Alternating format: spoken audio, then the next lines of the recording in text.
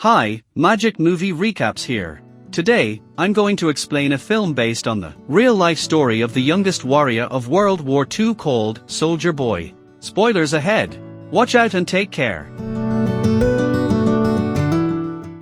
The movie begins in Russia where a family of 3 sit by the river, enjoying their time. The youngest of them, Sergei Artyoshkov, boasts to his elder brother and mother about him being on top of a tree, when suddenly, German fighter jets fly overhead. The mother asks her kids to quickly hide in the bushes, but the 6-year-old claims he is not scared and strikes the jet with a slingshot. To everyone's surprise, he manages to hit the jets and explode them. But when he looks around, his family is gone. Sergei wakes up frightened from the dream and calls for his mother. Just then, someone knocks on his door. Assuming it is his mother, he runs towards it, but a neighbor woman comes in panicking. She thanks God for keeping him alive, and informs him that his mother and brother are dead. The little boy cannot comprehend what she is saying, and wants to stay in the house to wait for his mother. The woman tells him that the Germans have attacked them and that he should run away. Just then, some soldiers approach their house. The woman makes Sergei run out through the window but is shot dead before she can join him.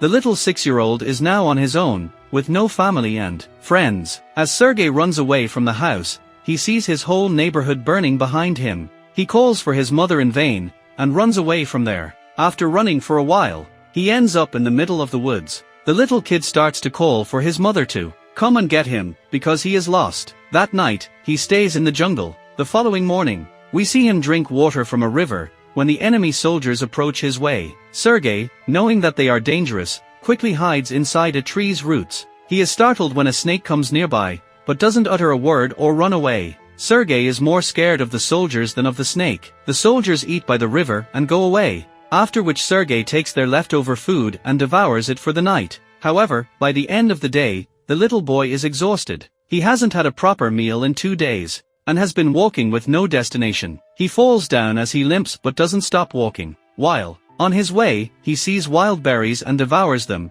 but just then, an explosion occurs behind him, taking him by surprise. The boy gets dizzy, and starts to hallucinate someone coming behind him. However, even in such conditions, he stands brave and tells the person he has a rifle, and is not scared. He limps forward but falls unconscious after a while. While he is asleep, 2 soldiers approach him. The scene cuts to the Russian army base where Commander Kuznetsov waits for his patrol soldiers. They come in with the little kid, who is injured and weak. When the soldiers claim they are on his side, the little boy opens up and introduces himself. The soldiers laugh when the kid shakes his hand with the commander, suggesting he introduce himself too. The soldiers feel affectionate with the little kid, and circle him around. They make him drink water and feed him. Even the otherwise cold commander takes care of the kid. A nurse named Katya dresses Sergei's wounds, and is charmed by his personality too. The kid asks her to draw a tank on his wounds, because he wants to be a soldier when he grows up. Even the injured soldiers talk to the kid, and feel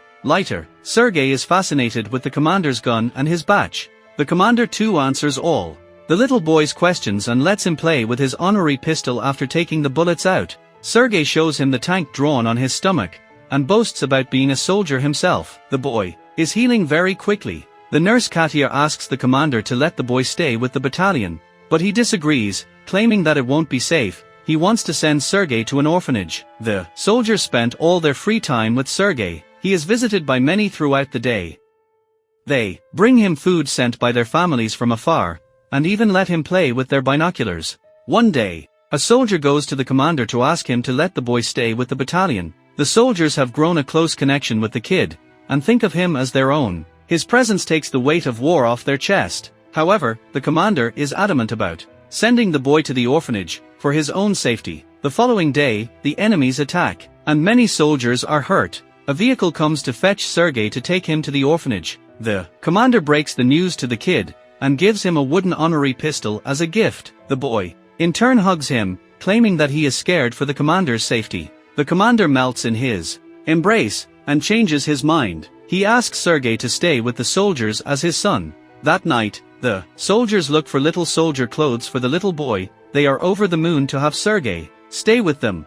The commander wakes Sergei up and gives him the clothes. He wears them and runs around, looking like a real soldier. The others start calling him their little soldier boy. As the kid runs around, the Germans launch an air attack on the battalion. the soldiers quickly take Sergei to a safe place and fight the others. The number of injured soldiers grows rapidly. Sergei wants to make himself useful, so he brings water to thirsty soldiers. One of them asks him to read a letter sent by his family because he has a bandage over his eyes. The little boy wants to help, but doesn't know how to read. He takes the letter and starts making up the things written on it, claiming that the soldier's cow is safe back home. When the soldier says he doesn't have a cow, the others tell him to go along with the story and laugh. He reads everyone else's letters in the same fashion and cheers them up. In the following scene, we see Katya and the commander talking. The two seem to be attracted to each other, but do not confess their feelings. Later, Sergei tells the commander that he is of the orderly position in the battalion and starts introducing himself as one.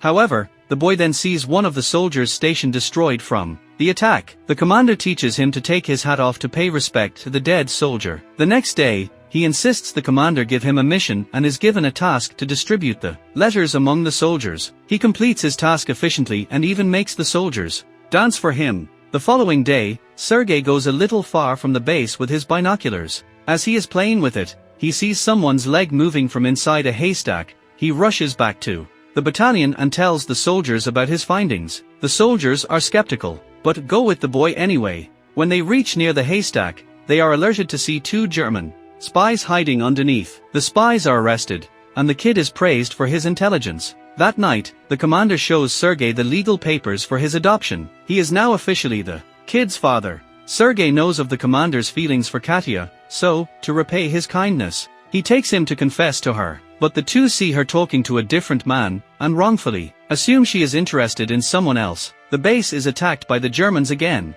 This time, Sergei helps the soldiers with all his might, by supplying ammunition to the soldiers in the front line, but the soldiers there command him to go back to the shed because it is too dangerous outside. When he comes to the shed, he sees the commander and others panicking because the phone's connection with the colonel is lost. A soldier is sent to fix the broken wires. Sergei follows the soldier and sees he has been fatally wounded. He asks the dying soldier how he can fix the wires, and does it himself. The connection comes back and more troops are called. The 6-year-old saves everyone's life. Later, we see the commander and Katya talking by the river. The commander finally confesses his love for her and asks her to be Sergei's mother. Katya is over the moon, but before she can say anything, a soldier approaches them and gives the commander a letter, saying they have been dispatched from the base. The following day, all the soldiers leave for their new base along with Sergei. However, on their way, they come across a minefield that blows off some of their vehicles. The commander is hurt while the group's orderly, who Sergei was close with, dies in the explosion. He cries and hugs the commander.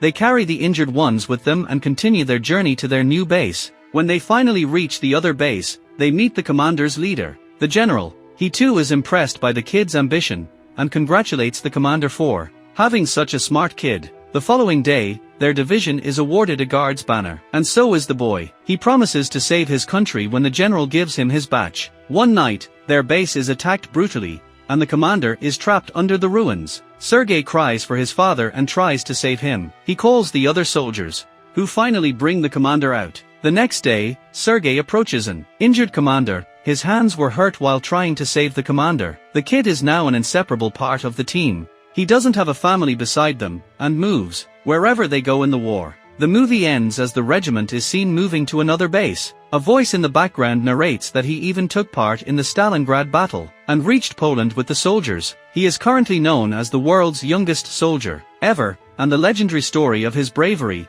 is now spread for the whole world to hear. Subscribe for more videos like this, turn on notifications, and leave a like to help the channel out. Thank you for watching.